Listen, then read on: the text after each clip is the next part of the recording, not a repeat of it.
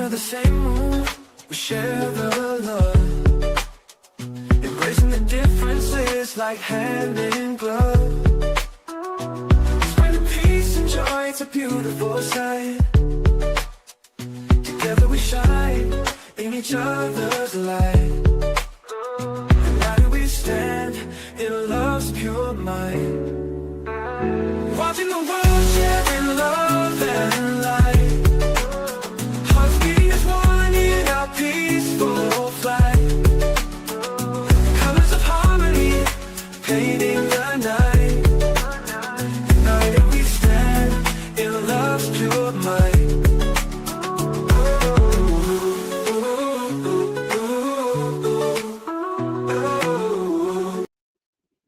Good evening, everyone. Thank you for tuning in to Watching the World. We'll be covering the top news tonight. In fact, the President of the United States is taking on heat from two top women in the United States of America. In fact, Michelle Obama and also his own Chief of Staff is criticizing the President, but not only the President, also speaking in regards to Bondi and also JD Vance and even Elon Musk.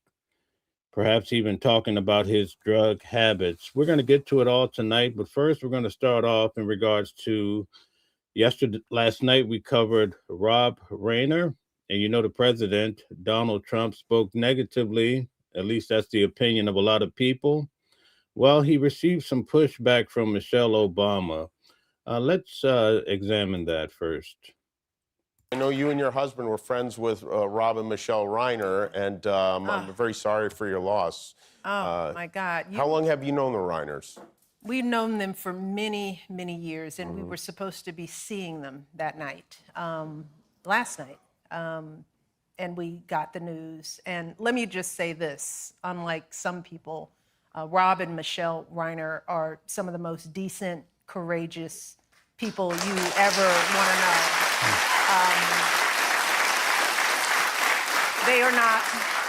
They're So pay attention to what she says right now to push back on Donald Trump. Not deranged or crazed. What they have always been are passionate people in a time when there's not a lot of courage going on.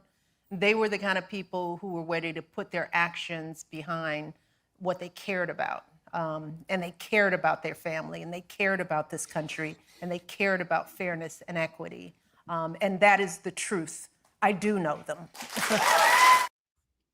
So there we have some pushback from Michelle Obama in regards to Rob Reiner, what Donald Trump said about them. The only thing I would be concerned about is the fact we live in a world where everyone has the conspiracy theories, and the fact that they said they were going to meet with him that night. You know how people are. They'll take it and run with it. Another female that's pushing back on Donald Trump is his own Chief of Staff. Her name is Susie Wiles. Let's look into her background and understand who she is first, and then we'll take a look at what she actually said. Americas. Susie likes to stay sort of in the back, let me tell you. The ice baby, we call her the ice baby. Donald Trump's newly minted Chief of Staff, Susie Wiles, the spotlight like her boss. The 40-year veteran of Republican politics prefers to operate behind the scenes. She's a steady hand and she's a loyal foot soldier. On her LinkedIn page under specialties, Wiles listed this: creating order from chaos, a skill that came in handy while running Trump's presidential campaign. Candidates matter. What they stand for matters. That was Wiles in 2020, speaking to CNN affiliate WPLG after she delivered a win for Trump in Florida as head of his campaign operation in the state. She rarely gives interviews. Wiles first successfully ran Trump's Florida campaign in 2016, then again in 2020. The traditional Republican voter coalition just simply can't, I don't believe, elect Republicans any longer. So beginning to bring into the tent a larger number of Hispanic voters. After his presidency, Wiles served as Trump's de facto chief of staff, then led his 2024 campaign. One of her goals, keep a close eye on who had access to the former president. Wiles has a string of political campaign success stories. In 2010, she helped Rick Scott eke out a win to become governor of Florida. In 2000, So you guys can see she's a powerhouse in Donald Trump's administration. Welcome in to Stella, Nikki, Gary. Nice to have you here. We're not talking about Diddy tonight, but we could if you have some specific questions as I attended the trial. Shout out to you, Sharon. Nice to have you here as well. 2018, she was tapped to save Ron DeSantis' campaign for Florida governor. He won by 32,000 votes, the closest governor's election in state history. After that, amid tensions, Wiles was ousted from DeSantis' inner circle. She went back to work on Trump's Florida re-election team, but was dismissed at DeSantis' urging. In 2020, Trump brought her back amid concerns about his campaign's standing in Florida polls. He ended up winning Florida by more than 3 points against Joe Biden. Susie Wiles is the political version of Muhammad Ali. She does not lose. She is a relentless fighter. That fighting spirit was instilled early on. She grew up with 2 brothers and is So she's played a key part in Donald Trump winning the election. the daughter of professional football player turned television broadcaster Pat Summerall. Before agreeing to her new role in the Trump White House, CNN has learned Wiles insisted on certain conditions. Top of the list, more control over who has access to the Oval Office. She wants to make sure that the president's priorities are first and foremost followed through on, and that they don't want distraction. She is laser focused. Okay, so we get a little idea of who she is and what she do. But now we're going to take a look at why she's taken the media by storm in the Vanity Fair magazine. She was interviewed for over the last year, and we're going to get to a lot of the things that she said about the president and his inner circle. So let's get to it. I want to start with you. You covered the Trump administration in the first go-round. Ish. Yeah. I mean, we all did, and yes. I'm going to get to you in 1 second, Brian. But let's just kind of zoom in on Epstein, because I talked about the politics, but let's talk about some of the personalities and the policy here, because guys, hit the like button, share, and subscribe, and thank you very much. This to me is like, wow. Okay. First, she says about Pam Bondi. I think Pam Bondi completely whiffed on appreciating that was the very targeted group that cared about this, meaning she's talking about a moment at the very beginning of the second term where they brought in influencers and gave them binders, and they were not satisfied with it. First, she gave them binders full of nothingness. Then she said that the witness list or the client list. So just to give you a little background on this, Donald Trump and his new administration, when they took office, they allowed individuals that are independent, like YouTubers, to actually put in an application to be able to attend the White House and also to report, just like your legacy media. So that's what she's actually referring to. Was on her desk. There is no client list, and it sure as hell wasn't on her desk. Okay, then fast forward to that moment when Todd Blanche, who was the president's personal attorney, and now the deputy attorney general, went to see Ghislaine Maxwell in prison and talked to her, interviewed her, and then released the recordings. She reveals that she and the president didn't know anything about it. Most importantly, the president didn't know about it. According to Wiles, it was Blanche's suggestion. The president was ticked.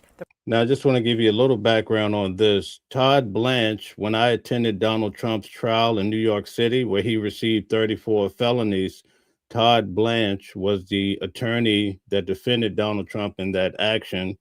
Well, once Donald Trump became president of the United States, Todd Blanche became his top defender in the government as well. So he's the individual that went to meet with Ghislaine Maxwell before she was interviewed by anyone else. And after Ghislaine Maxwell basically said that Donald Trump really didn't do anything, and also she even said Epstein didn't do a lot, she was moved to a sweetheart kind of environment in the prison camp instead of the prison that she was in. And keep in mind that the current prison camp that she's in, you're not supposed to have any SA assault, none on your jacket, but they made an exception. I wonder why. The president was mighty unhappy. I don't know why they moved her. Neither does the president. And when I said know about the fact that they moved her to a cushier situation in prison. So did you catch that? A cushier situation. And then on Bill Clinton, there is no evidence Bill Clinton visited Epstein's Island, according to Wiles. As for whether there was anything incriminating about Clinton in the files, the president was wrong about that. Well, this is a series of disclosures about how the White House effectively is what she's saying mishandled this Epstein situation. It's, I think it's something that, you know, those of us who have been following this story, who have been watching how it's been received in MAGA world, it's not particularly surprising, but it's shocking to hear her say it and to hear the chief of staff of the White House admit that effectively they blew the handling of the Epstein files. There's one thing that I wanted to point out where she talks about Ghislaine Maxwell and says the president doesn't know, you know, why. She says the president didn't ask for her to be moved, doesn't know why she was moved. There's a really important caveat there where Vanity Fair went back to her and asked, you know, updated, because whenever that interview happened, it clearly was a while ago, and asked, well, do you know now, we're about to publish, do you know now why she was moved to the minimum security prison? I want to say welcome to Candyman and also Judah Jeremiah. Shout out to you guys. Nice to have you here as well. And also I see Aladdin is here and said that's some BS. I would agree with that.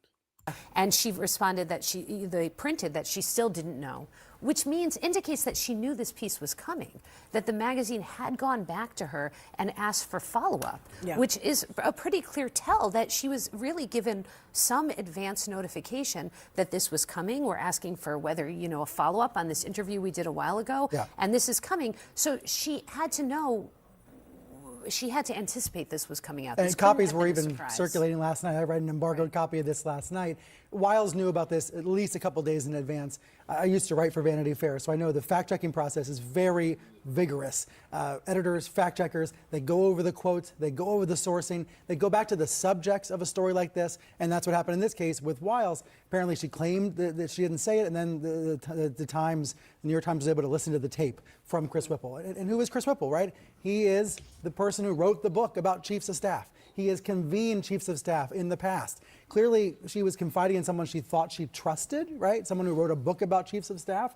Maybe she was thinking about her own legacy, but she's telling the truth, right? All these quotes are accurate. People have speculated about Elon Musk's drug use for years. There have been concerns about Musk's drug use for years. Trump has an alcoholic's personality. What do we say every time he goes on a tirade on True Social? We say he sounds like the drunk at the end of the bar. Which I just want to say one thing. I know he doesn't drink. Right. And not only does he not drink, he has a brother who passed away because of addiction, and that is why he is an avowed sober man. Yes. And yet, every time he goes on a tirade on True Social, people say he sounds like an alcoholic. He says, what else did she say? Bob Bondi, whiffing on the Epstein files. Okay, we have UMAT says, Daddy Trump is perfect. Cope losers. Okay, we have some Trump supporters here. Donald Trump's brother, I knew him personally. His name was Robert. He passed away several years ago. But he was much different than the president. He lived here in New York. We used to eat at the diner. A very interesting guy. I hated to see him leave because we would have conversations about the Trump life and how they grew up. We've all been saying that all year long. She says the president was wrong about Clinton. That's true. That's accurate. So it's really notable here that she's simply telling the truth, and that's what the scandal is. We actually have, I should say, in addition to the text that I was just saying as we went on the air that I was getting, and others are as well, we are seeing not only Susie Wiles come out and say what she said I read at the top.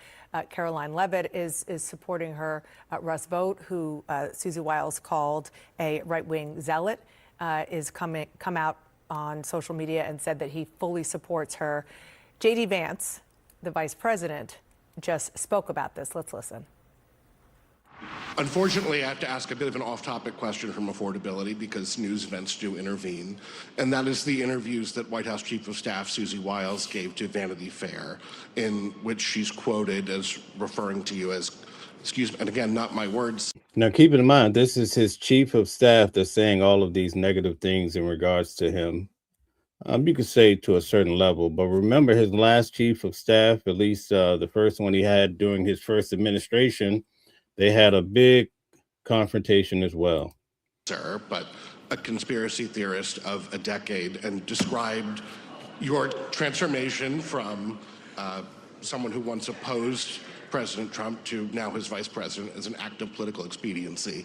And I'd like to give you the chance to respond to that, sir. Well, first of all, if Susie, I'll trust what you said. I haven't looked at the article. I of course have heard about it, but conspiracy theorist. Sometimes I am a conspiracy theorist, but I only believe in the conspiracy theories that are true. Okay. He also said that he is never seen anything other than loyalty from Susie Wiles.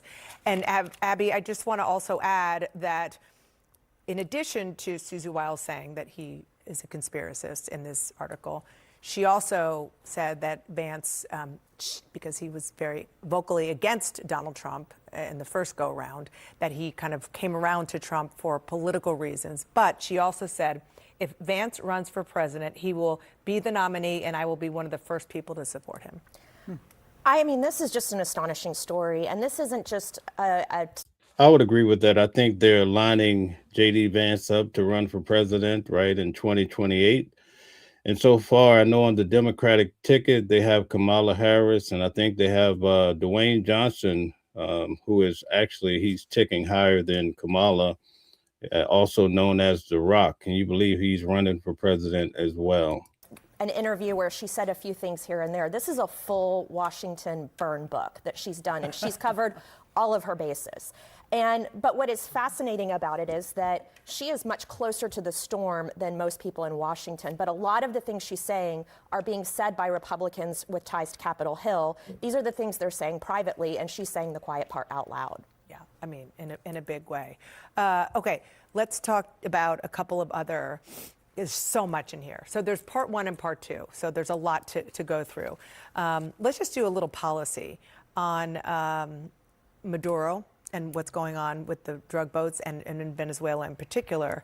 She did say that this is a war against drugs, but then she also said, quote, he, meaning the president, wants to keep on blowing boats up until Maduro cries uncle, and people way smarter than me on that say he will, AKA regime change. Right, and certainly that has been the focus of speculation around. So there you have the chief of staff talking about the incident that's happening in Venezuela, and she's basically giving the inside scoop as to why they're blowing up these boats, which we're going to get to that tonight as far as Pete Hegseth. What the White House is doing here, but it's not what the White House is saying, and it would have, foreign policy implications for them to say that out loud. So again, this is another example of her sort of saying the quiet part out loud, sort of confirming what was the widespread speculation about the White House's moves, and it's okay. UMatt said libs are like Christmas lights. Half of them don't work, and the other half, wow, that do aren't very bright. Wow. Quite shocking to read it. And the other policy issue that she talked about, well, lots of policy issues. She talked about the fact that the president is not a warmonger, she said, but she does want him to switch back to kitchen table issues, and she expects him to do that. She talked about the deportation process.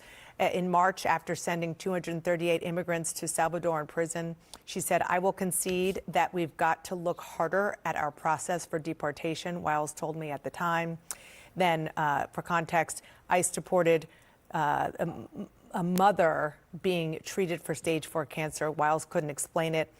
It could be an overzealous Border Patrol agent. I don't know. I can't understand how you make that mistake, but somebody did. Wow. And then, Brian, there's the issue of score settling, right, which is a term that she used. Yeah. She said back in March, or Chris Whipple said, back in March, I asked Wiles, did you ever go into Trump and say, look, this is not supposed to be a retribution tour? And she said, yes, I do. We have a loose agreement that I'm not sure if we have this. We have a loose agreement that, there you go, that the score settling will end before the first 90 days are over. Well, first of all, that didn't happen. Right. And before you come in, I just want to add one other thing while we're on this topic. What about accusing Letitia James of mortgage fraud? She was asked by Chris Whipple, and then she responded, well, that might be the one retribution. This is what I mean. The scandal is. So here you have the chief of staff, and she's really breaking down how Donald Trump is basically on a retribution tour, trying to get even. What do you guys think about that? Now we get the backdrop on what's really happening. A lot of people have been disputing over the last 3 to 4 weeks that we've been covering Letitia James and also James Comey. And people said, no, this has nothing to do with Trump. But as we look into what his chief of staff has said, we find something quite different. Always just saying the truth out loud, just admitting what everyone else knows is going on, what Republicans say in private, and she just happens to have been saying it in front of a tape recorder. And she was saying this over the course of a year, right? So different interviews, different times, that creates some context for this. And now she's going to claim, and she is claiming on X, that she was taken out of context, that a lot of context was discarded, disregarded. Maybe Whipple will now come out with the tapes, but it does seem like to me a situation where she was in a very, candid situation. Maybe she was talking, not that she thought she was not on the record, because she knows the whole time Chris Whipple is an author who writes for Vanity Fair, so there's no excuse. But maybe it's one of the situations where you're talking for hours, you're talking in a really casual way, maybe you forget the tape recorder is rolling. I'm wondering if that's the best way to explain some of this material, because it is so honest and all on the record. But she is a deeply savvy operator. This Very is someone savvy. who has been around politics for a really long time. Right. And you would think that she's someone that knows. At one point in the article, they reference her doing her laundry while she's talking about the divides of the MAGA movement or whatever. Right, and you would think even in that Even context, then, yeah. she would understand. And particularly given the this administration's approach to the media. Right. Okay, so what do you guys think in regards to this? Do you think she's revealing too much information, or she's entitled to express herself as his chief of staff? It doesn't appear that the president of the United States has any issues with what she's been saying, but we do get a chance to hear what JD Vance has to say. I think he gives a pretty good spiel on what's happening here. Let's check it out. We'll take one more question. Mr. Vice President, Jacob Bogage from the Washington Post. It's good to see you. Good to see you too. Merry Christmas. Thank you. Same to you. Unfortunately, I have to ask a bit of an off-topic question from affordability, because news events do intervene, and that is the interviews that White House Chief of Staff Susie Wiles gave to Vanity Fair, in which she's quoted as referring to you as, excuse me, and again, not my words, sir, but a conspiracy theorist of a decade, and described your transformation from someone who once opposed President Trump to now his vice president as an act of political expediency.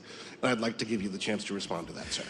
Well, first of all, if Susie, I'll trust what you said. I haven't looked If you're a fan of JD Vance, put a 1 in the chat. If not, put a 2. at the article. I of course have heard about it, but conspiracy theorist.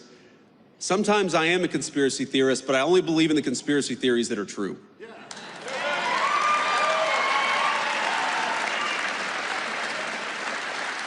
And by the way, Susie and I have joked in private and in public about that for a long time. For example, I believed in the crazy conspiracy theory back in 2020 that it was stupid to mask 3-year-olds at the height of the COVID pandemic, that we should actually let them develop some language skills. I believed in this crazy conspiracy theory that the media and the government were covering up the fact that Joe Biden was clearly unable to do the job. Well, it sounds like the people in the audience are very happy with JD Vance, right? And also here in the comments, mostly everyone is happy with JD Vance. Okay. And I believed in the conspiracy theory that Joe Biden was trying to throw his political opponents in jail rather than win an argument against his political opponents. So, at least on some of these conspiracy theories, it turns out that a conspiracy theory is just something that was true 6 months before the media admitted it. And that's my understanding. Now, look, I do want to say something about Susie, though, because, again, having not read this article, Susie is a person I've come to know very, very well. And, a lot of you probably ask yourself, what is it like behind the scenes? What's going on, actually, behind the scenes of the Trump administration? And I'll tell you, the president is exactly in private who he is in public. Like, I'll tell you a little story. Actually a week or so ago, I walk into the Oval Office, and Marco and I are sitting there talking with the president about something. He says, stop. And he looks at our shoes and says, you guys have terrible shoes. So he goes and gets a shoe catalog. And remember, this is the Christmas season, so the president's got some holiday cheer. He goes and gets a shoe catalog and gets his favorite shoes and orders like 4 pairs of shoes for me and 4 pairs of shoes for Marco, because he's like, you know, we need our vice president or secretary of state to look their very best. And, you know, then we went back to talking about whatever major, you know, international issue we were talking about. Again, he is exactly in private who he is in public. That's not true of most people in Washington, D.C. It's not. And I've seen so many people who will say one thing to the president's face, Democrats and Republicans, and then will do the exact opposite behind the scenes. You know why I really, you know what they are, and you know why I really love Susie Wiles? Because Susie is who she is in the president's presence. She's the same exact person when the president isn't around. I've never seen Susie Wiles say something to the president and then go and counteract him or subvert his will behind the scenes. And that's what you want in a staffer. Because as much as I love Susie, the American people didn't elect any staffer. Now, keep in mind, this is JD Vance's point of view. And when it came to Donald Trump, she said that Donald Trump has basically the personality of an alcoholic. So we have to see how Donald Trump is actually going to respond. And I imagine that will happen when the press actually ask him questions. Upgrade says, for those paying attention, it's not the left versus the right. It's the deep state versus Trump. Thank you. They elected the president of the United States. And what you want,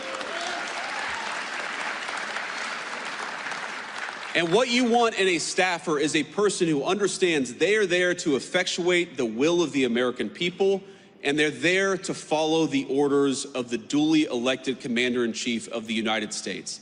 And Susie Wiles, we have our disagreements. We agree on much more than we disagree, but I've never seen her be disloyal to the president of the United States, and that makes her the best White House chief of staff that I think the president could ask for. So do you guys think that he's just being a good politician here, or do you think he really feels this way, especially when she was talking negatively about him too? She actually put the screws to JD Vance as well. So tell us what you think in the comments. Brian Cantrell says MAGA is not a cult. Okay. What we are not, woke, Antifa, men and women, sports, DEI. Okay. So Brian's definitely a MAGA supporter all day long. Very good.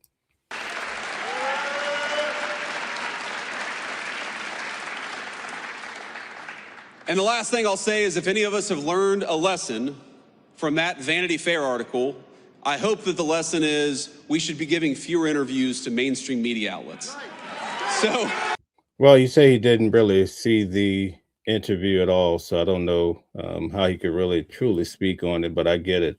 A lot of people are concerned about what's happening locally, not too far from New York and Rhode Island. They still have not found the shooter that took the lives of 2 innocent people the other night, actually, while we were on live. I believe it was Sunday night. At first, they thought they had the shooter, but then they determined it was not so. Today, the FBI has released information to try to help ascertain who this person is. I'm pretty sure they'll figure it out soon, but let's get to it. Let's see what these updates are about. Do you feel at ease? Do you feel safe? Do you feel less safe because now there's no one in custody right now? I mean, obviously less safe knowing there's no one in custody. Some uncertainty in the area of what things are happening. Hopefully they resolve it as soon as possible. If the guy is smart, he's hiding. He's not going to come out, and maybe there's no evidence. So I don't know. A campus on edge and a community waiting for answers as the manhunt for the Brown University gunman enters day 4 now. I'm Sandra Smith in New York. John, good to be with you. Good to be with you as well, Sandra. New video coming out, as you saw there on the screen. I'm John Roberts in Washington, and this is America Reports. Right now, police chasing down a new lead, releasing new photographs and surveillance video. The FBI also offering a $50,000 reward for information leading to the arrest and conviction of the suspect accused of killing 2 students and injuring 9 others at Brown University on Saturday. So investigators describing him as 5 feet 8 inches tall with a stocky build, and say he was in the area just hours before the deadly attack. Officials insisting they are making steady progress. But 3 days later, the killer remains on the loose. Fox News team coverage kicks off now with Paul Morrow on deck. But first to our national correspondent, Brian Yanis. He's got the latest for us live from Providence. Brian. John, good afternoon. Well, these are the clearest pictures yet of the primary person of interest that they are looking for, and they are asking the public for help in identifying him. Let's put up the surveillance video showing folks what we have been showing all day here. The man wearing a dark beanie, a surgical mask over his face, and a dark two-tone jacket. He's seen walking. At one point, he stops, turns around, and looks towards a sign. Police don't know what he was doing, but we do know that these 3 new surveillance videos were captured at 2. It's very similar to what happened with the Charlie Kirk situation. Remember the alleged shooter, Tyler Robertson? Basically, he scoped out the area first, and then he went back to do the deed. If it was him, it appears to be, right?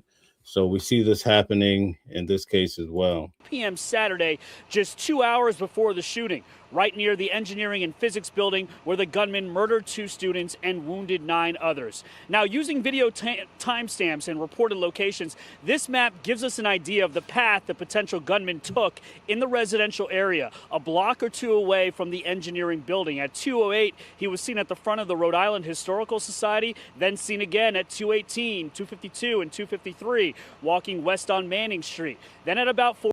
Now, the crazy part about this particular college, they did not have a lot of cameras positioned to really get the face of this culprit. 4:05, the shots are fired at the engineering building, and at 4:06, a surveillance camera captures the person of interest walking away from the building. It's critical that we reconstruct this man's movements, both before and afterwards. My hope is that we will eventually have that pattern. But when you ask staff why are they looking in particular areas, where he was and what his movements are developing as we obtain additional evidence.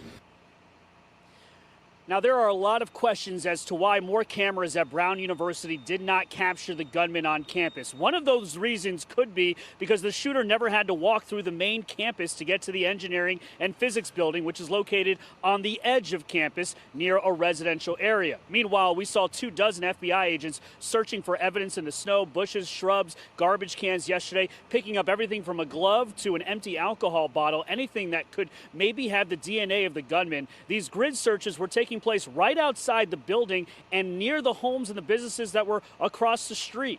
We spoke to a recent Brown graduate who was visiting a friend inside that building just 30 minutes before the shooting. I think the main thing is just the lack of communication.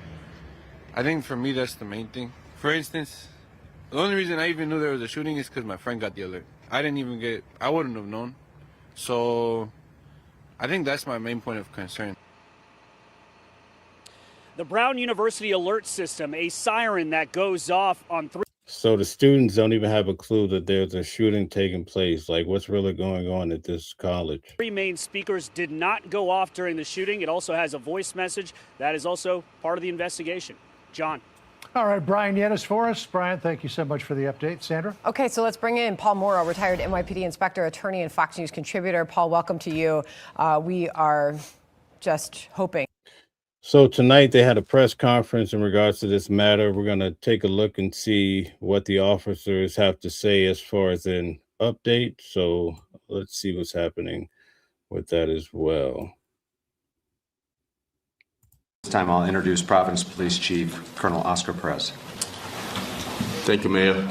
As well as the Mayor stated, we're about to show you a video. If we can have the IT officer play.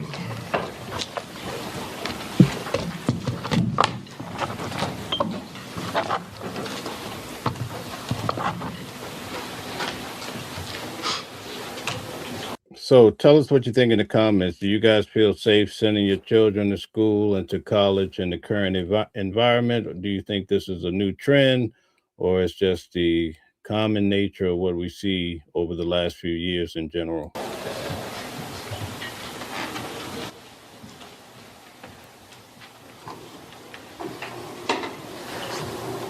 Virgil says it's an inside job. Okay.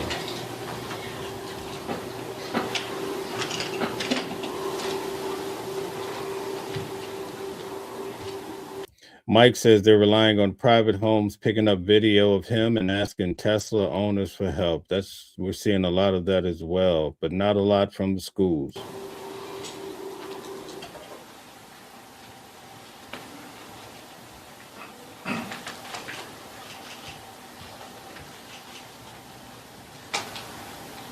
Right now, we are looking at video that is being released by Providence Police in connection with the shooting at Brown University over the weekend. Police showing this video now live. You can see it there on your screen, appearing to show a person of interest walking on the street, standing outside a home not far from or near the campus.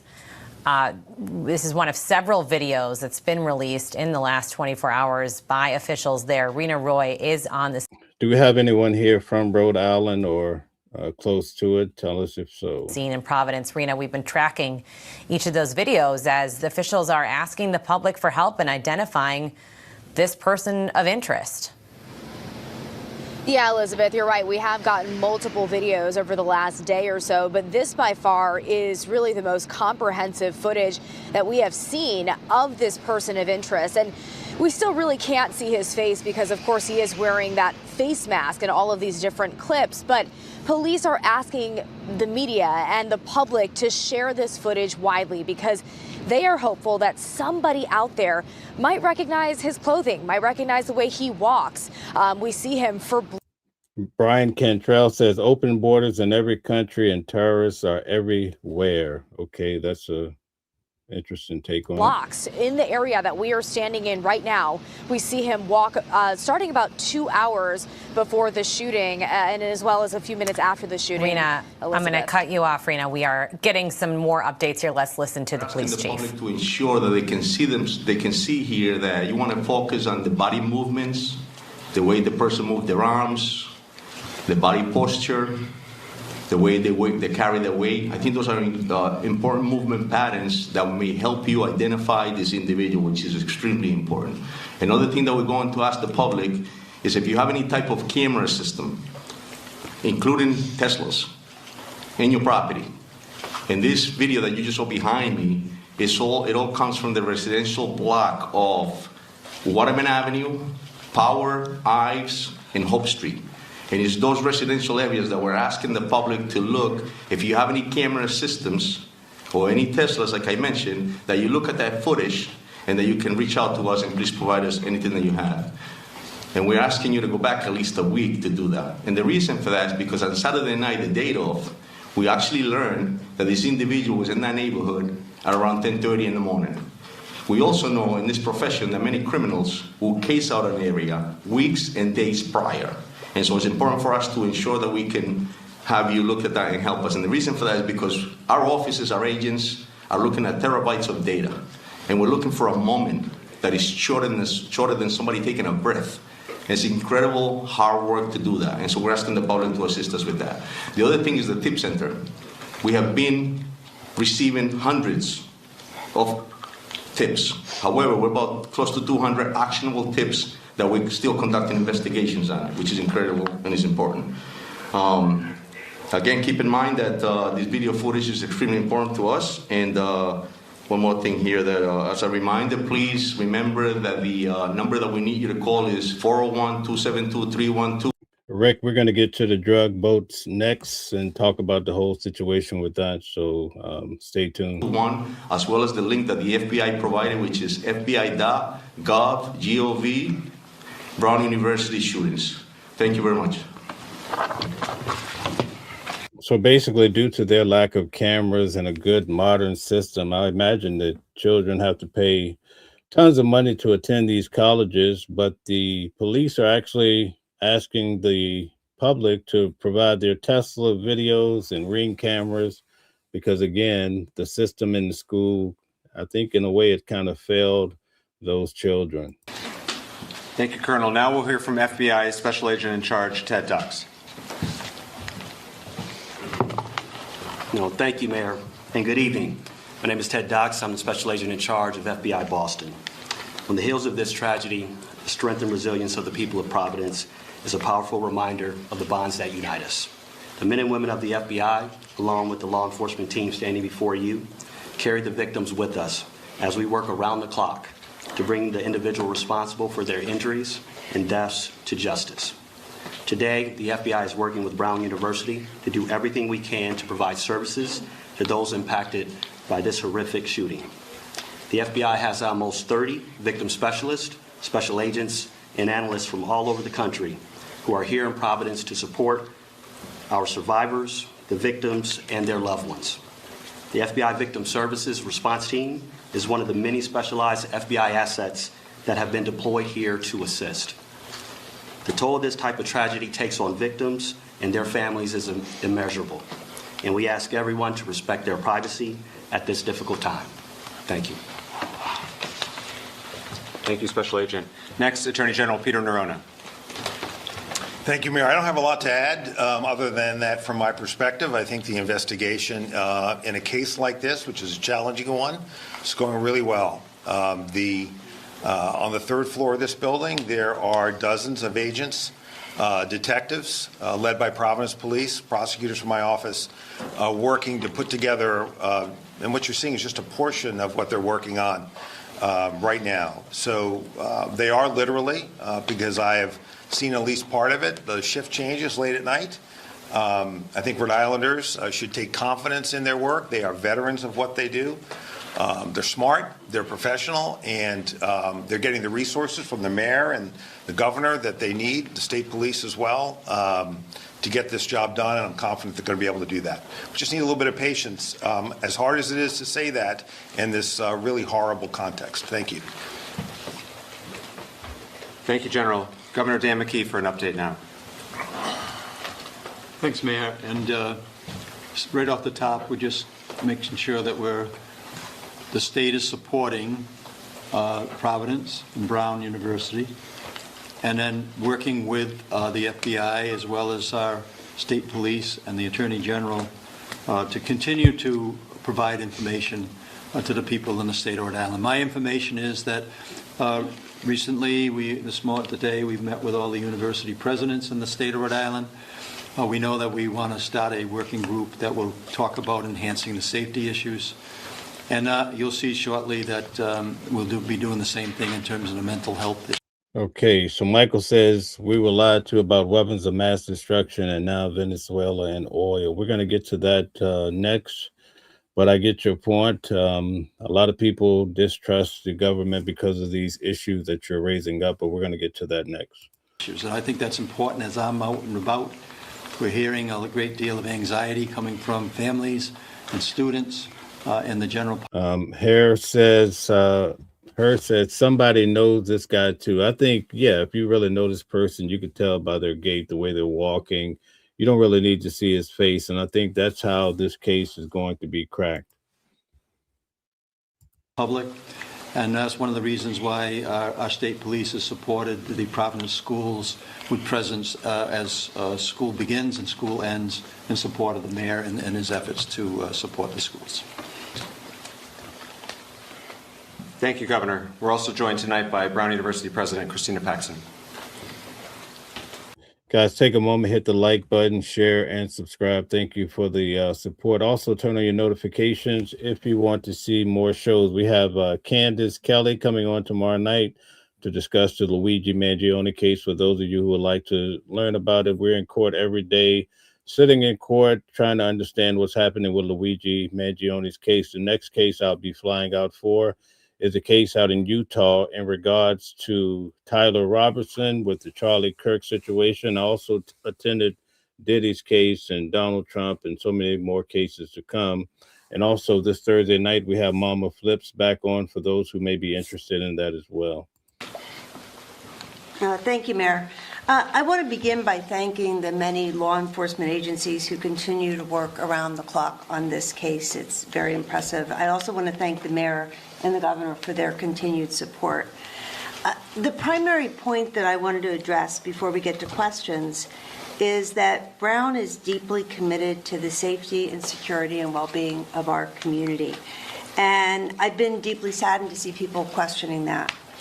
We understand that as I think people are questioning that is because they don't have good cameras, a good system for keeping the children safe from these type of situations. From what I understand, the door was left open and perhaps the shooter knew that. time goes on, there is maybe a natural instinct to assign responsibility for a tragic event like this. Anxiety and fear is very natural, but the shooter is responsible.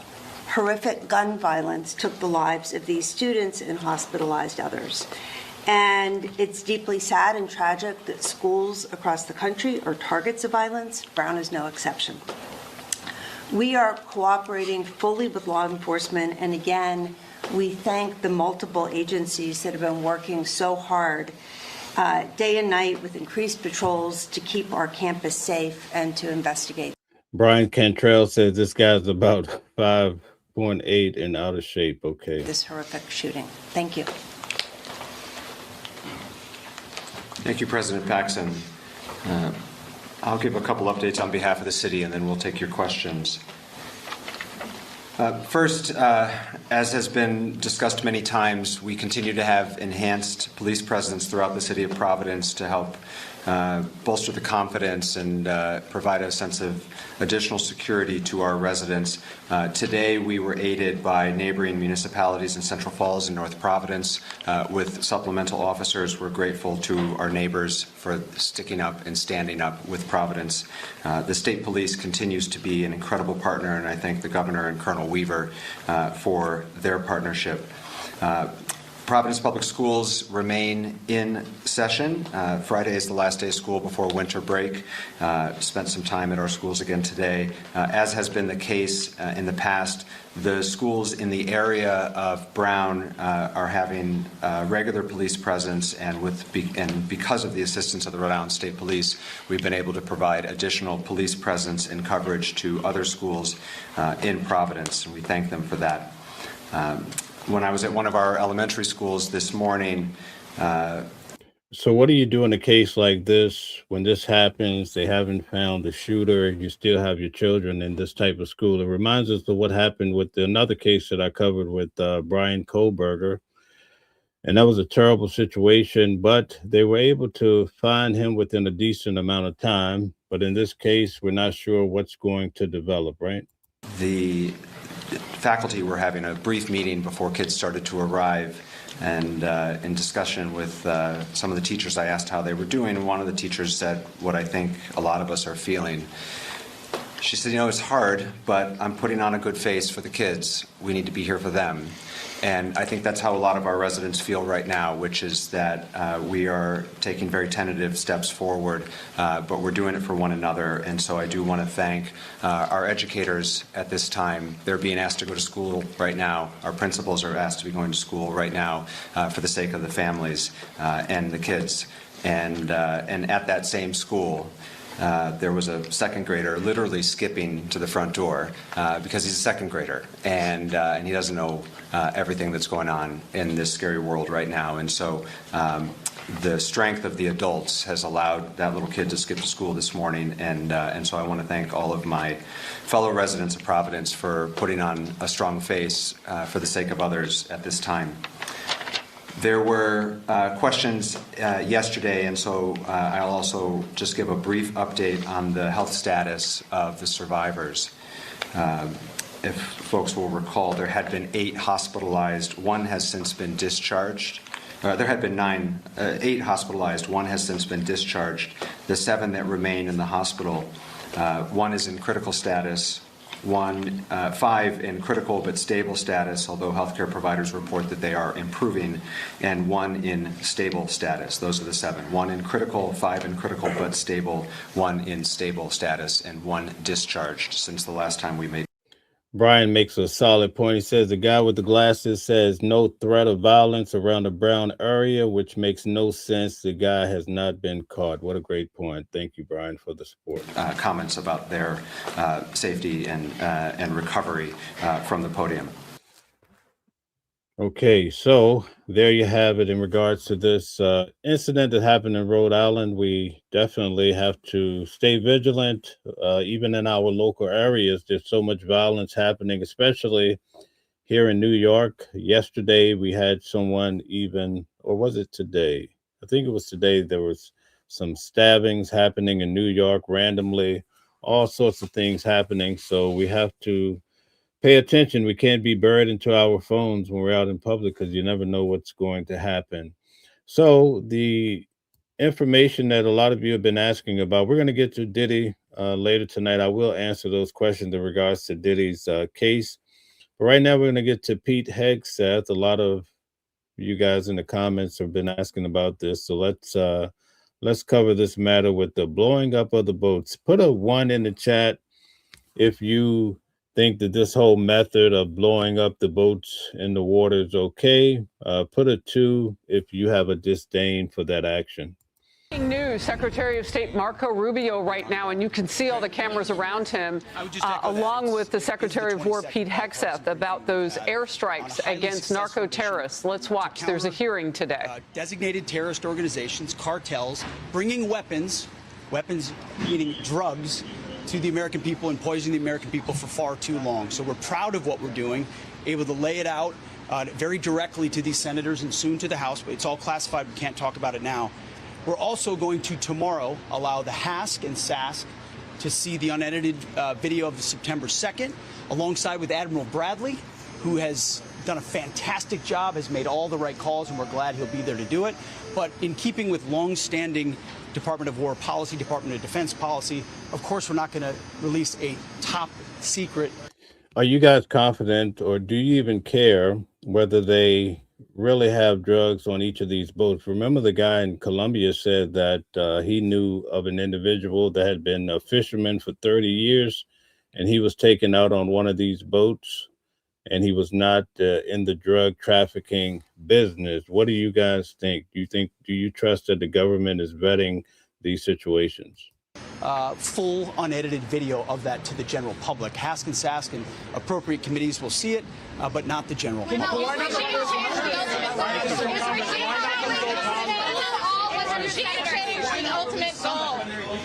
All righty, so getting a little preview of that classified briefing. Okay, now getting back to the video we just covered in regards to the Brown University, Hearst says the Brown University has canceled classes and examinations for the rest of the semester. So thank you for that bit of information.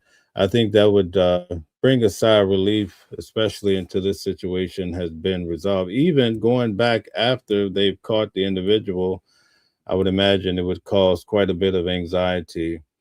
Candyman says, make darn sure the school puts officers on staff. Yes, indeed.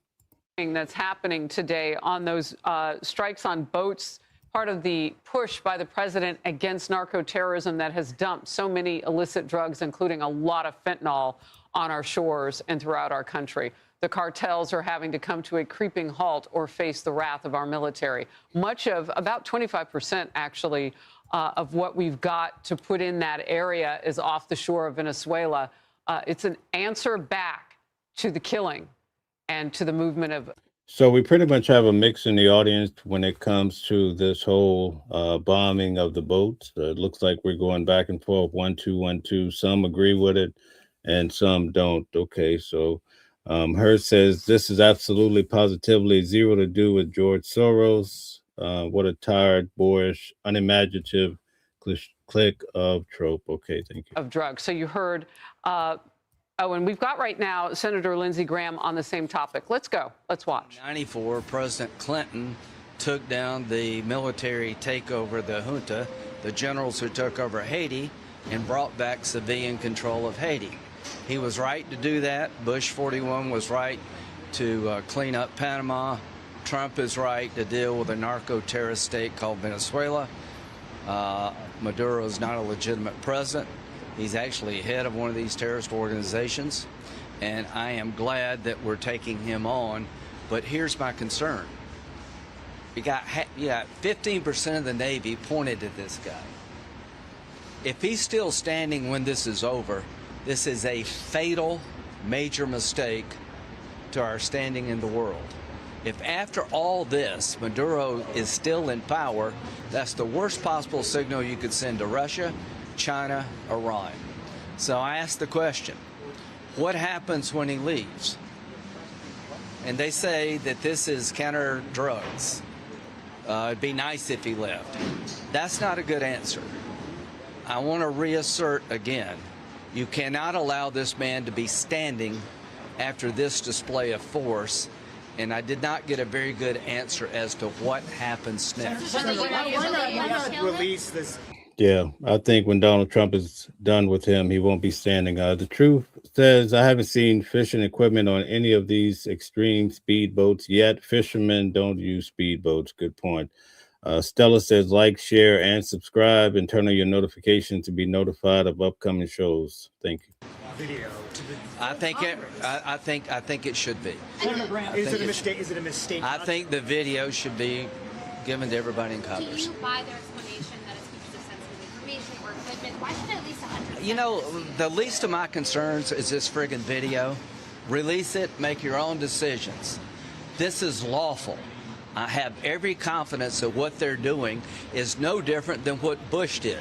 Nobody in the Congress accused the military leadership under President Bush 41. So let's get this clear. Do you guys think they should release the video? Tell us what you think in the comments. Should they release the video of this most recent event with the boat? Of being a war criminal for invading Panama without congressional authorization. But by not releasing the video, are they feeding into those attacks? No, the video, I don't think most Americans give a damn about the video. I'd like all of us to see it. Most Americans are going to know what's going to happen next. I want to know what's going to happen next. Is it the policy to take Maduro down? It should be if it's not. And if he goes, what's going to happen next? I'd like a better answer as to what happens when Maduro goes. Graham, isn't that the essence of the point? If you talk about what happened in 89, that was a limited operation with Noriega, happened about a month, 80 more limited. Okay, Mike says we need to keep our enemies out of the Western Hemisphere, worry about our own backyard first before Europe. We've been doing limited. You took the you called it. Wait a minute. 1989 wasn't a limited operation. We literally invaded the country, took the president in power, and put him in jail. That's not limited. It doesn't matter the duration. The point is, we have legal authority, in my view, to do. Brian, are you saying that each outbound boat is making around 40,000? Venezuela, what we did regarding Panama and Haiti. The question is, how long does it take? It's not an issue for me. If you want to stage this thing, fine. But I want to address the question, is it the goal to take him out? If it's not the goal to take him out, you're making a mistake. Senator, is it regime change to take him out? Is it regime Yes. change or kill him? All right, we want to pull back now. We heard a question there by our reporter Chad Pergram getting deeper into the comparison that Senator Lindsey Graham has begun to make today, or maybe he has been making it, but it's public now, from what Bush 41 did in the late 80s with Panama and going in and doing what he had to do without pre-authorization from Congress, and how this is that level of emergency and level of intent. And as Lindsey Graham just said, this is lawful. And then he was asked about that video that people want to see on the boat strikes against narco-terrorists.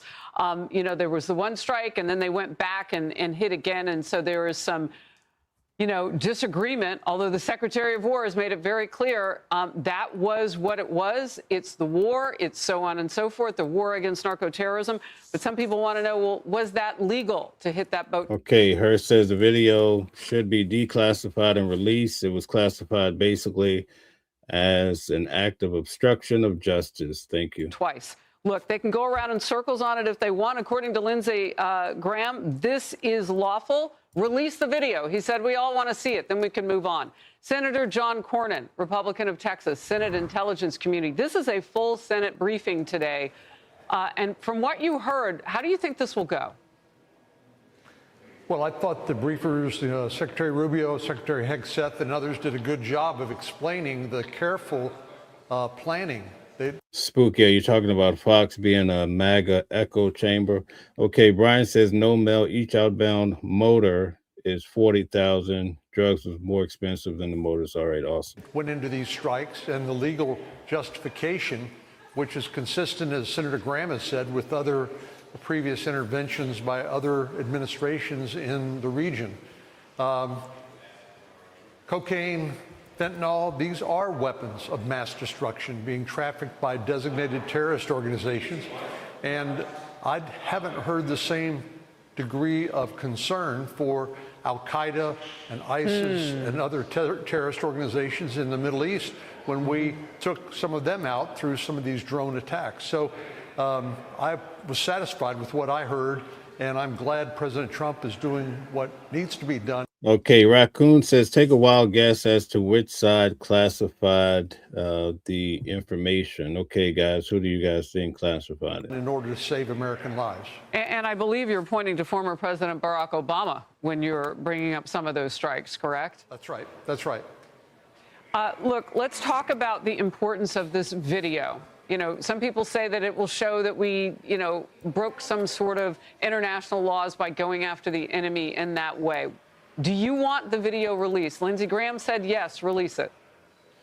You know, my default is always for more transparency, because if you don't release it, then there's more conspiracy theories and people wondering about why you're hiding it.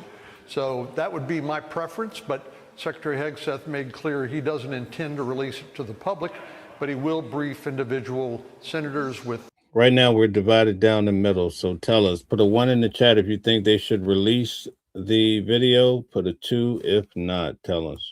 On committees of jurisdiction conducting legitimate oversight. Hey everyone, I'm Emily Campagno. Catch me and my. Okay, so that pretty much covers that. We're going to move on and continue our discussion about Candace Owens and Erica Kirk. But before we get to that, I just want to go through a few of the comments we have here. All right, Raccoon says, no fishing boat ever moving as fast as that. I've been out there in the ocean for fishing explicitly plenty of times. These are not fishing boats. Okay, so you think that substantiates that this is drug boats. Okay, very good. Co-Sider says Trump's approval rating for the economy is 30%. Okay, that's low. Okay, the truth says Democrats are always concerned about our enemies more than Americans. If they're not siding with illegal killers, they side with the drug dealers. Really unbelievable. You're not happy with the Democrats. Okay, Vinny says there's more to the story they are not telling us about Venezuela. I believe you. I'm with you 100%. Vinny, thanks for being around. I appreciate having you here. Okay, let's see what else we have here. Mike says if they were just fishing, knowing what's happening to fishing boats out there, would you still be out there trolling for that lucky catch? That's a good point. That's a solid point. Mike, you've been making a lot of good points tonight. Thank you very much for that. Okay, so now we get a lot of ones. So mostly everyone wants to see the video. Hey, listen, if they release Luigi Mangione's video, well, actually the video of Brian Thompson actually being shot on the streets of New York City, they should be able to release anything, because that's a terrible video. Yes, indeed. Okay, so let's get to Candace Owens and also Erica Kirk. Candace Owens came back out tonight, and she's still pushing the same narratives of the conspiracy theories. So I don't think you're going to see a big change when it comes to that. But let's see if we can get further history as to their dilemma, and perhaps maybe they made peace today, but it looks like from what I heard from Candace Owens today, this saga will continue. Telling you, as this, I don't know if you want to call it a feud, Candace Owens and Erica Kirk has been heating up, that I would have something to say on it in the coming days, and I do. It's been going on now for a while, where Candace, I had that exchange with Ben Shapiro out on the tour where he said she'd accused Erica of orchestrating Charlie's murder. And I was taken aback. I had not heard that. And then in the interim, between that day and the next, I had my staff go. Yeah, you're right, Vinny. She's making that money with her conspiracies, whether you like it or not. Research exactly what she had said. And then somebody just happened to ask me a question about it.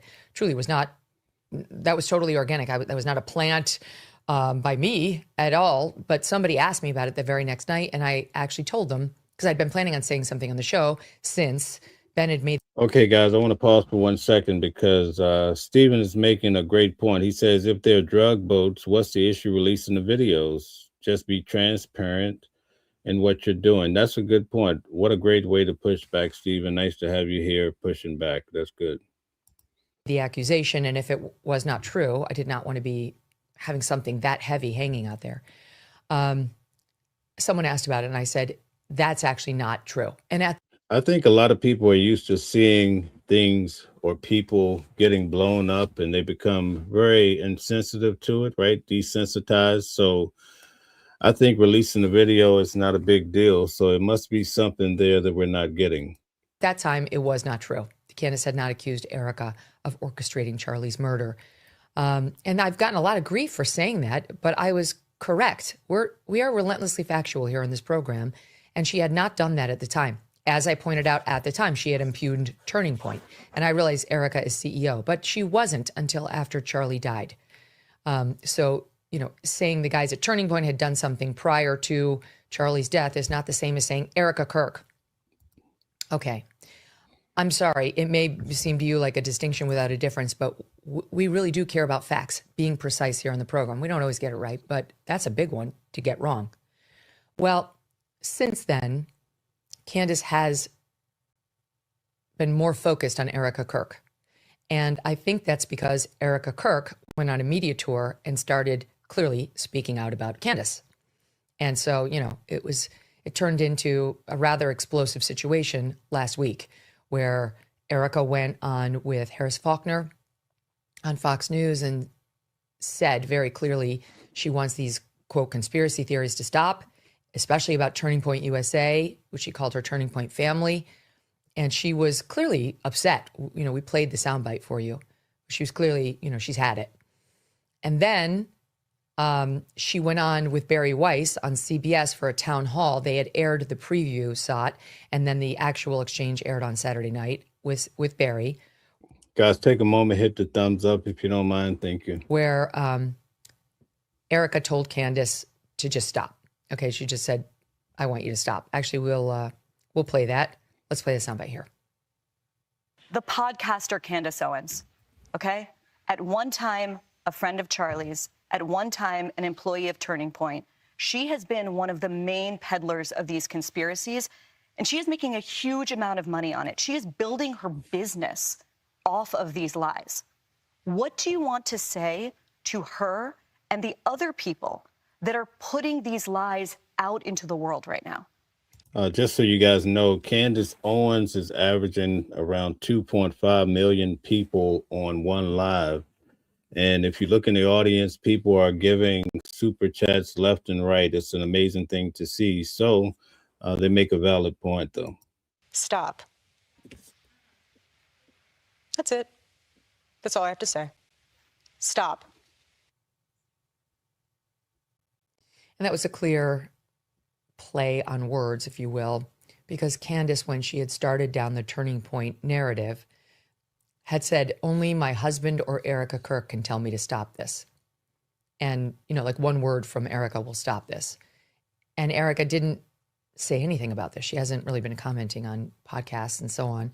But she did, as you saw in that clip, say stop.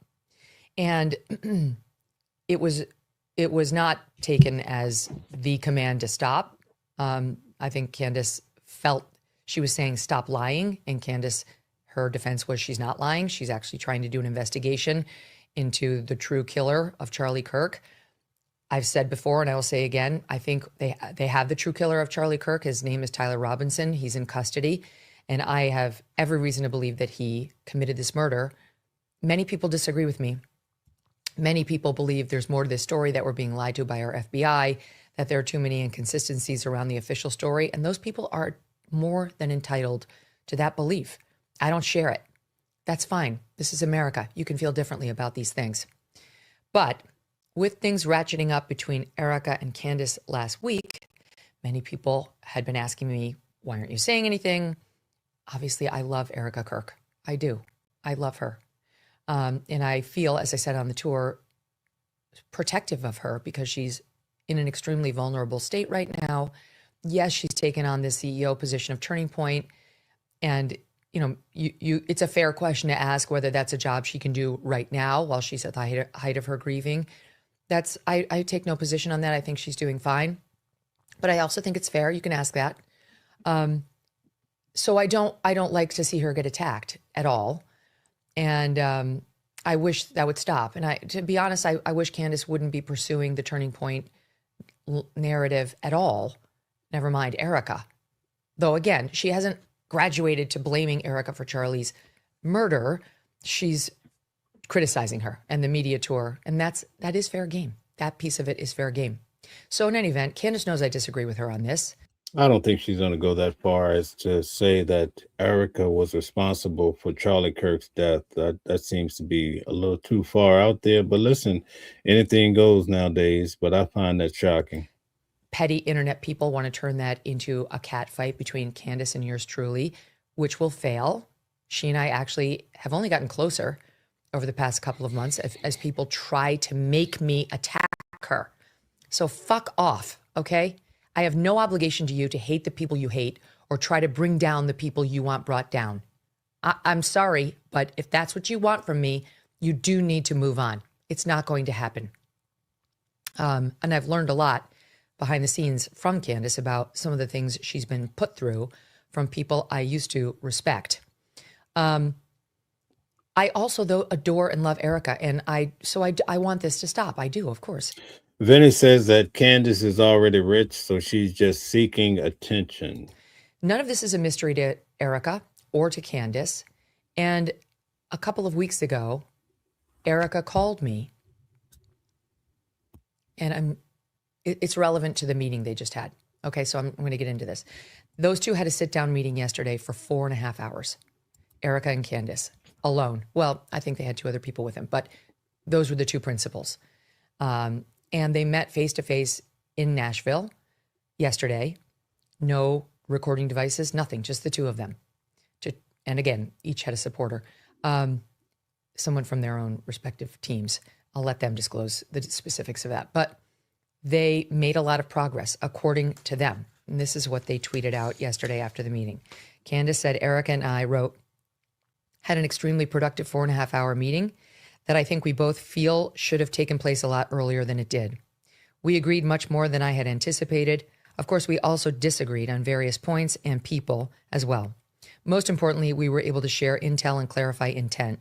I will, of course, have a full rundown for you all tomorrow as I am currently exhausted, but I wanted to Hey, thanks for the compliment, the truth. Nice having you here. Thank you for the support. quickly let you guys know that absolutely nothing was held back, and the immediate result was that tensions were thawed. That's very good. Erica posted something 10 minutes later, writing, had a very productive conversation with Candace Owens. More to come from both of us. Looking forward to AmFest this week. That's Turning Point's biggest event of the year. It happens this weekend, later this week into the weekend. Time to get back to work.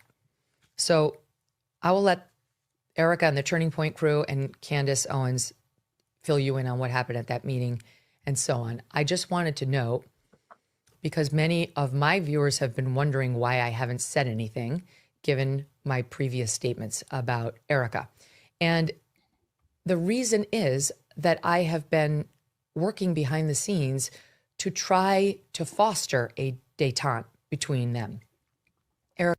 Okay, let's take a cut here. Vinny says the real question is, would Charlie want Candace going after his wife? The answer is no. Erica called me weeks ago and asked me if I would be part of this sit down with them, which originally they had contemplated might be for consumption by the public, might air in some way, shape, or form, and asked if I would facilitate that meeting between the 2 of them. And I said yes immediately. Of course I would. I reached out to Candace. She said, absolutely. I'm thrilled it's you. I'm in. And the 2 of them took it from there, trying to negotiate the specifics of what they'd both be comfortable with, where, when, etc. And eventually it changed after they hit some roadblocks. Again, that's for someone else to tell you about if they so choose. Not having anything to do with yours truly, but hit some roadblocks in scheduling and the specifics that led them to just say, let's do this privately, not on camera, not in a live stream, just us. And I thought that was a great idea, and I fully support it, and I have been in touch with both of them repeatedly. Okay, so that's what I've been doing.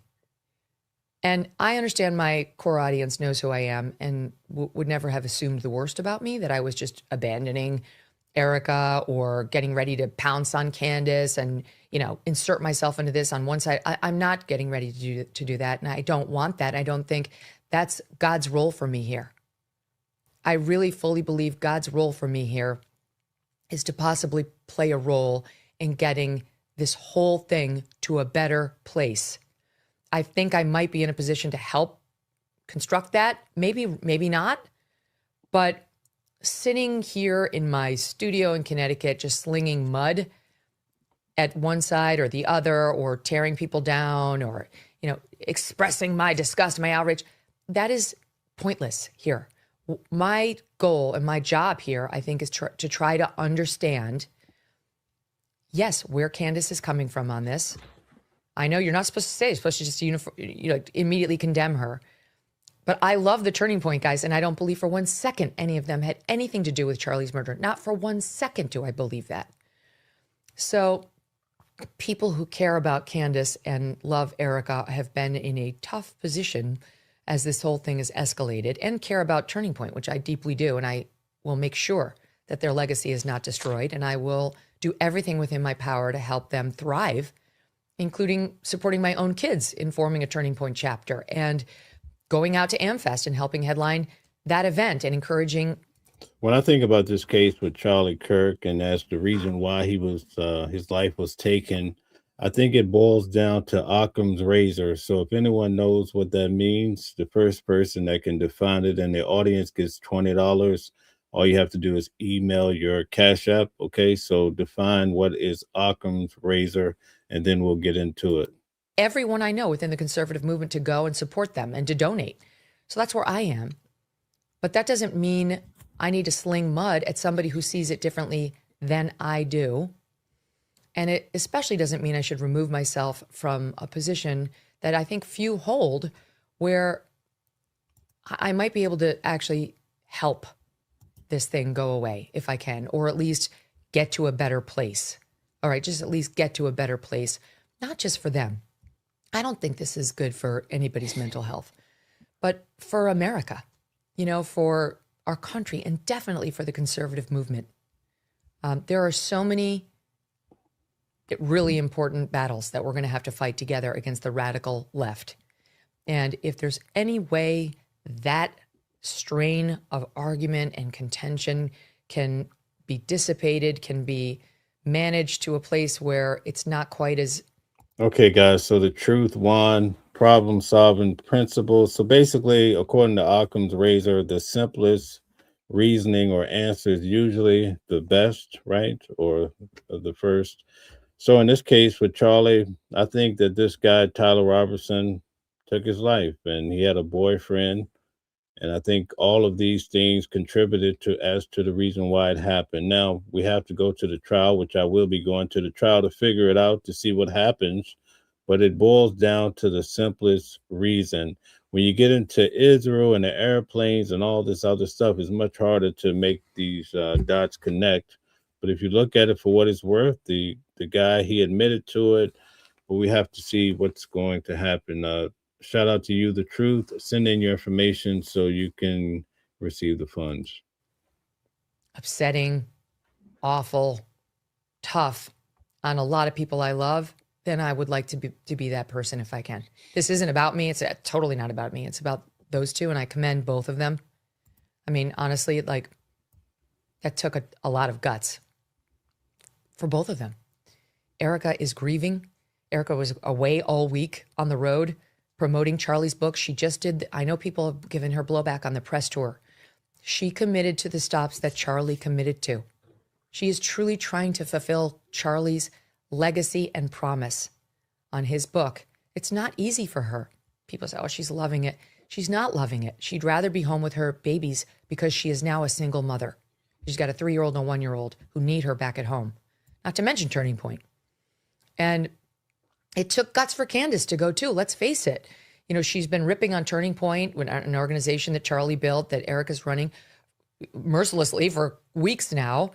And she'd been coming under fire for not accepting the invite of the Turning Point guys to join their live stream, which was supposed to take place yesterday, responding to her claims. And then, the big kahuna, the CEO, Erica Kirk herself, and Charlie's widow, she's got a couple of roles in this whole story, reaches out to her and says, I will come sit with you directly. And so, she could have run from that. She could have found 10,000 excuses not to do it. I'm just happy to sit here on my set and hurl allegations without saying them to your face. She didn't. They sat for 4+ hours yesterday. So I'll let them take it from here. But I wanted to tell you what my role in it has been. And I'll just say this final thing. To the hateful people whom I used to call friends, who have been all over the internet trying to shame me and say that no one should ever listen to this program again because I haven't spoken out on the Candace conflict. I don't have any pearls of wisdom other than go fuck yourselves. Ooh. Go fuck yourselves. You have no fucking clue what's going on. You don't know what I do behind the scenes. And your world is so myopically online. You fail to understand there are real humans involved here, and actually being able to touch grass and have relationships with them, which is something I'm doing, could prove to actually benefit all involved. Maybe it won't. Maybe it won't at all, but it's at least got a shot. I'm not sure your Twitter shame game has gotten anything of value done. Okay, so there you have it, folks. That's her position on it. Now, as far as it seems that everybody in the audience is still talking about the boats and the bombs being dropped. So what is your position? What are you guys arguing about in regards to this? It appears that most people are saying it's okay to release the videos involving the dropping of the bombs. It almost appears as though the government has something to hide, right? I don't think they're really being clear, right? Do you guys think they're being clear as to what the real reason is? I don't think anyone fully, well, some people do. I would imagine that MAGA or strong Trump supporters would feel like every word is golden. Is that how it works? But I think the average person is unclear as to what's happening in Venezuela. What do you guys think? Okay. AI Smarts is in the building, says Uncle Sam should take Venezuela resources. Okay. So you're talking about the oil, right? Monkey 17 says Hegseth in prison 2028. Last week when I was driving down to Luigi Mangione case, they actually had people over the bypass saying that Hegseth, and they're out in the cold. They said Hegseth is a war criminal. What do you guys think about that? Virgil says the druggies don't like it. Okay. All right. Robert Berman says American supporter is me. Okay, so you support America. That's good. I support America too. I would like to think most of us do. We do have a lot of people here from other countries, so I don't know their position. We had some people here talking down on America tonight, so I get it. I do. Nglock says war with Venezuela spells big trouble for America. Who was the guy said, walk softly and carry a big stick? Okay, who was that guy? It's not coming to mind for me. Someone asked earlier in regards to Sean Diddy Combs, as far as what are my thoughts. I attended Sean Diddy Combs' trial every day for 9 weeks. I was there for the jury selection as well. And I will tell you, when it comes to Sean Diddy, I think that he's going to bounce back with flying colors. That's just my opinion. When I first started covering that trial, you couldn't say anything positive about Diddy. People, at the end of the day, his family would walk out of the courthouse. And if you would say something like, hey, we support you guys, people would go crazy. Like, why do you support this guy? Why do you support his family? They're terrible people. They created a monster. It went on and on. But by the time of the end of the trial, oh, they love Diddy. And I often tell people that I feel like if Diddy had walked out of that courthouse when they read his verdict, the people would have went crazy, especially the people that at the beginning of the trial were talking down on him. Now, I haven't watched the full documentary. Have you guys watched it? If you've seen the documentary, put a 3 in the chat. If you don't intend on watching the documentary, put a 4. But what I will say is, I don't think it's necessary at this point to continue beating, as they say, a dead horse, you know? So I just let that whole case be, because I covered it from the court standpoint, but I don't have a need to come on. There's some guys that are talking about Diddy every day. He even have some fans that are Diddy, Diddy. Oh, I love Diddy. I want to be Diddy. I love Diddy. That's not me. I'm on to the next case, but I will tell you this. The reason why I think Diddy's going to bounce back is because right before all this happened, he received $200 million. Do you know what kind of money, even let's say if he still has half of that, do you know the kind of money he makes on interest on $100 million? So even while he's incarcerated, even though he's paying for these attorneys, his money is still growing. If you are a millionaire, you would understand how the interest accumulates so fast. A lot of times these individuals have to figure out what to do with the money that they're making, especially if you've been investing in SoFi and Tesla, some of these major companies. And I will tell you, I just have to be honest with you. Under Donald Trump right now, the stock market is flying high. So pretty much anyone that's now previously, when Elon Musk and Donald Trump were doing the whole Doge deal, the market was tanking, right?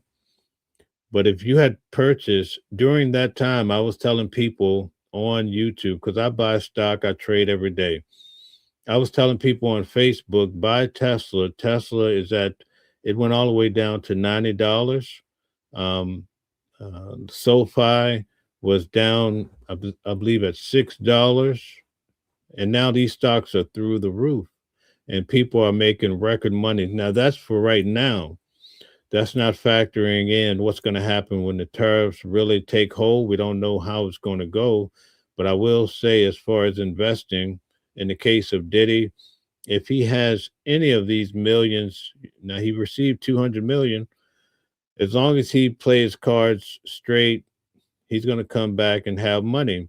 And the sad part of what I've observed from human nature is whoever has money, people always tend to follow the guy that has money. And I think that when he comes back out, I can't speak for his mentality, but from what I saw from being in his trial for 9 weeks, I think he's going to be focused on what Donald Trump is focused on right now, and that is retribution and getting back people who did him wrong.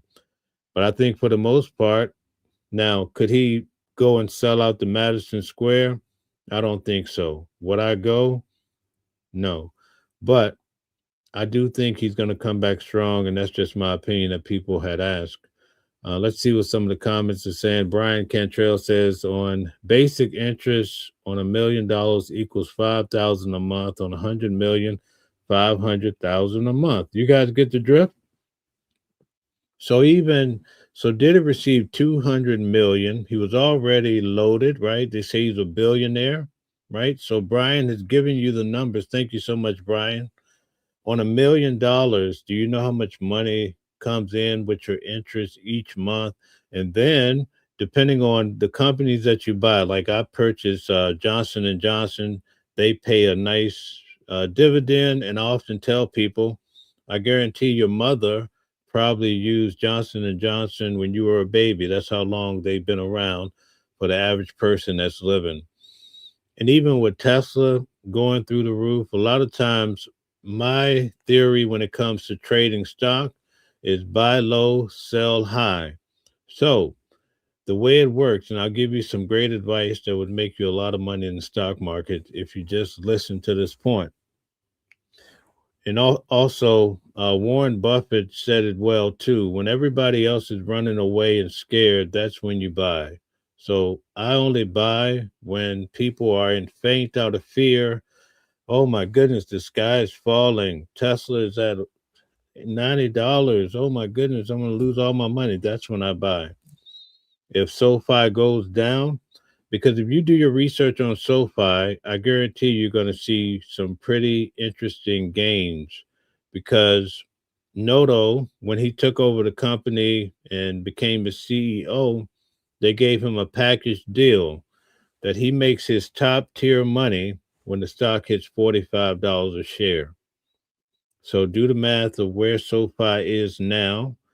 I purchased around the $5 mark, and that's how you have to do your research, and then be in a position that when the deals come, that's when you engage. You don't just say, hey, oh, I have $1 million today from my insurance or whatever it is. And now let me just go buy a bunch of stock today. That's how you could potentially lose your shirt. But if you take your time and really research the market, you could do quite well. Virgil says if you have any money to invest, you can. Okay, that's a key point. The truth says 10 to 20 million annually. Yeah, that's how much money he's probably making. So for the people that are saying, oh, this guy's going to go broke, obviously they don't understand how money works, right? Okay. Kimberly says Trump is horrible. Okay, so not too happy with Donald Trump. Brian Cantrell says some principle when the market crashes, invest. Yes. Oh, same principle. Yes, that's so true. And that's the same method that I use when I acquire stock. Stella says like, share, and subscribe, and turn on your notification to be notified for upcoming shows. But definitely do your research when it comes to SoFi and some of these other companies.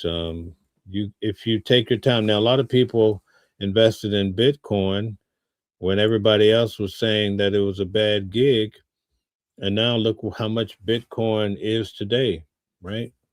But a lot of it is just this not having the knowledge of how the market works. And a lot of the things that you see with Elon Musk, because I follow and I pretty much study a lot of his methods, right? Especially when he was running Doge and so forth. But the guy is not big on education for the type of education that people that you probably know brag about.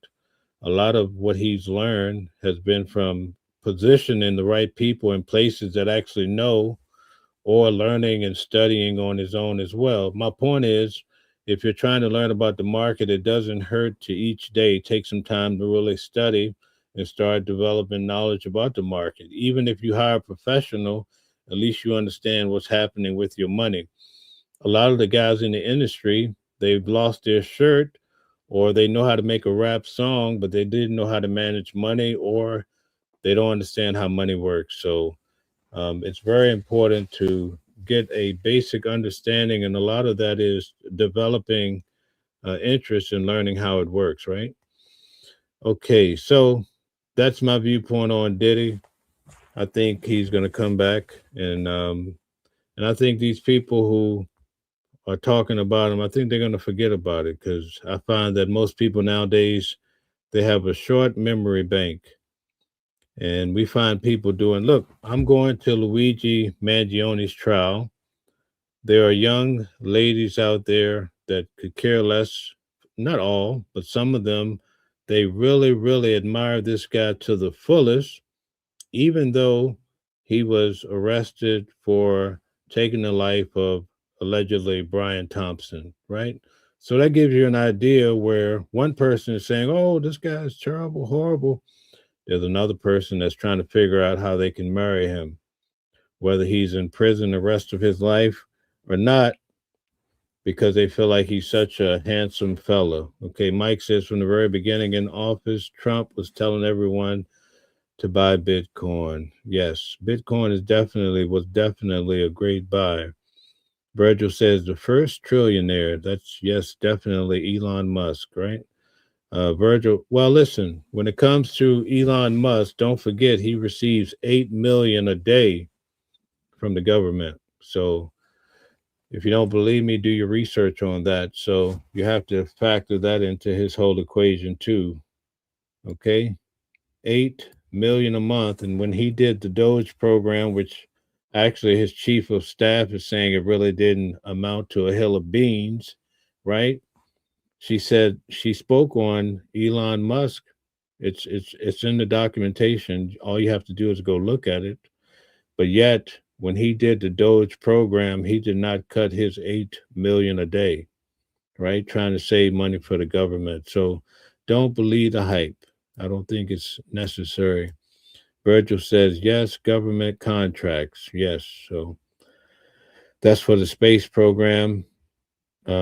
Peter says Elon wasn't paid. I don't doubt that. but it does not take away from the fact of the money that he receives from his government contracts. But you'd have to do the research on that if you want more information on it. Okay, very good. So I think that's it for today. We have a few more comments coming in. Let's see.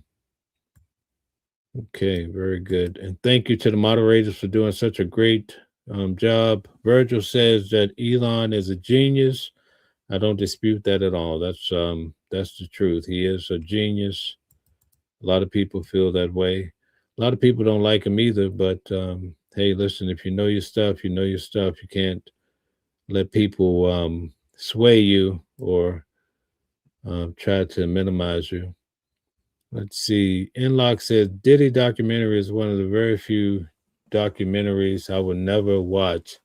Glad I never liked his music. Okay. So you'll never watch it. Okay, let's see. All right. Inlock says, watching the world, the GOAT newscast. Thank you very much. Thank you for the support. We have quite a few shows coming through. Tonight was a casual night for us to kind of chat away, and I know you guys like to chat. We have the Discord. If you'd like to join the community, you can, just so we can stay in touch. We're going to be covering stocks, stock picks, and things of that sort, more personal. If you want to, that's where we will be discussing those matters as well. Nikki, shout out to you. Good night to you. Thank you so much for all your support tonight as well. Okay. Yes, indeed. Thanks for the chat. You're right about that. Some new names tonight, but also we have a lot of regulars, and that's a good thing for our community, and I appreciate that to the fullest. So at any rate, good night, guys. I hope you guys enjoyed. We're almost at 2 hours tonight, so I hope you guys rest well.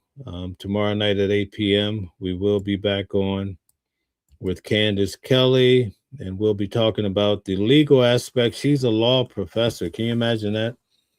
So we have a law professor that comes on every Wednesday night. And then Sundays, we have a criminal defense attorney that comes on. If you have any questions that you ever want to extend for Candace or Calvin, feel free to drop those questions in the email. And that way I could share the questions with them, and they could answer those questions for you. Calvin is also ready to give advice. Definitely reach out to him if you need some good representation. Even though he's in Texas, he does have opportunities of being able to, guide you in different states, maybe even represent you in some way. Brian Cantrell says, thanks, Mel, Stella, and Nikki, and thanks for the chat room, everyone.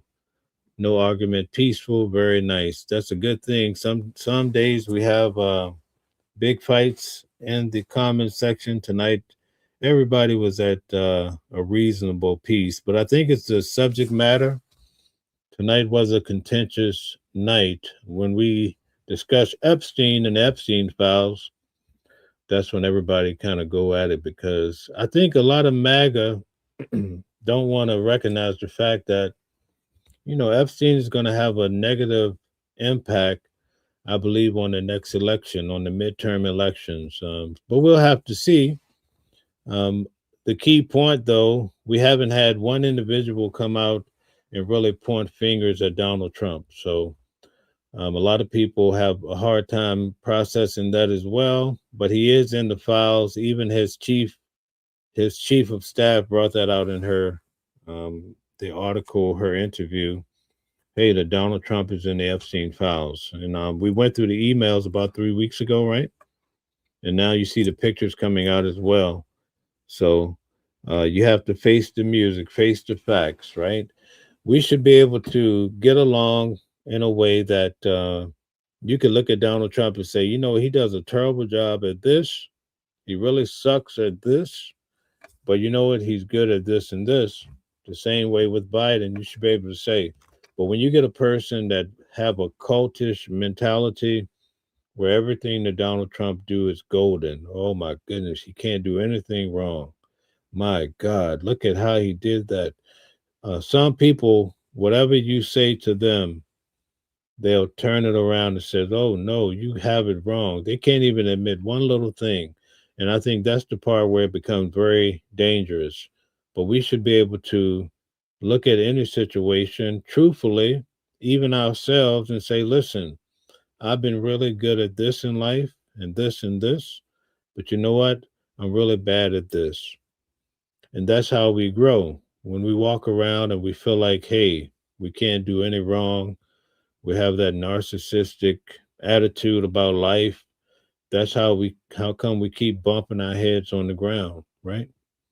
So it's very important for us to look at life that way, because what I've found is that over the years, everybody has ups and downs. That's why I never seek revenge on anyone, because I've seen individuals that I may have had to serious issues or concern with.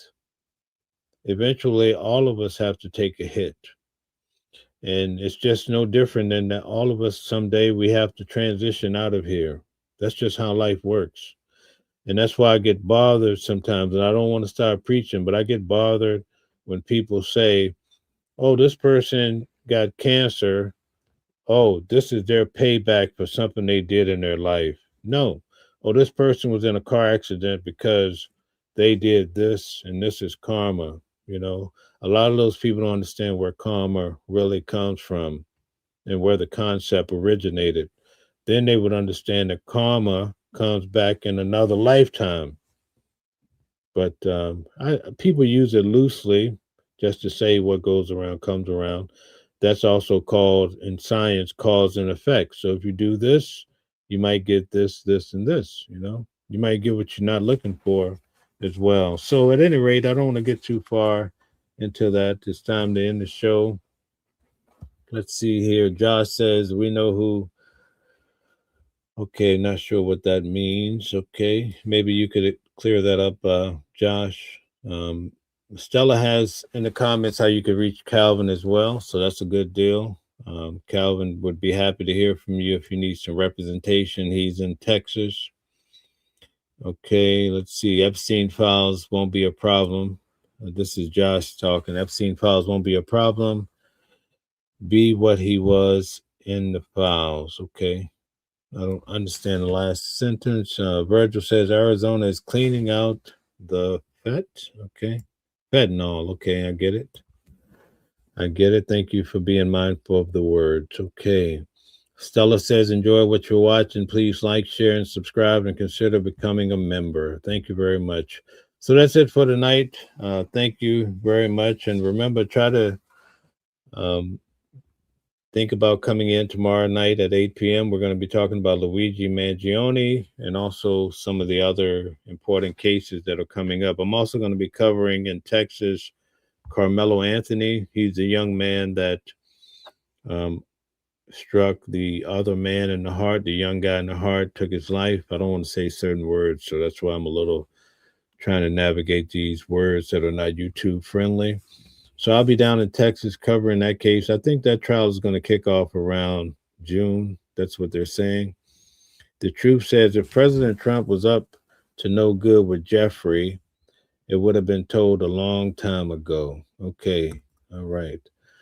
The truth says, see you tomorrow. I'm glad you're coming back. I'm glad the show wasn't so bad. You don't want to come back. It's a beautiful thing. Brian Cantrell says again, thanks to the chat room. See you at 8 tomorrow.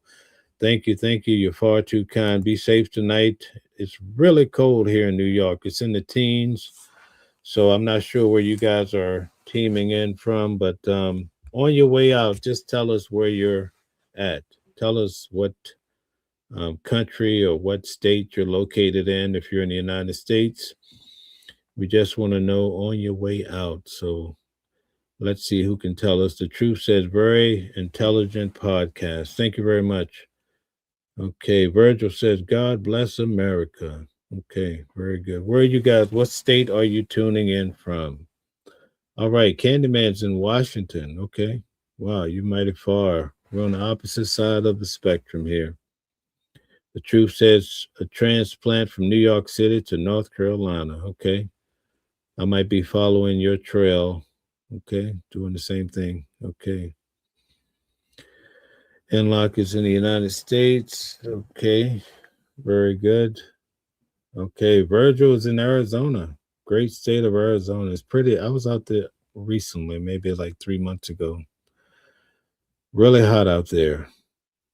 Okay, so, all right, let's see if we get a couple more and then I'll close it out. All right. I guess that's it, folks. So have a good night and we'll see you tomorrow. Different voices, but the same song. Living a world where we all belong. Kindness leading the way, breaking the chains. In the symphony of love, the thing remains. Embracing diversity, brighter days in sight. Watching the world sharing love and light. Hearts beating as one in our peaceful flight. Colors of harmony, painting the night. United we stand in love's pure might.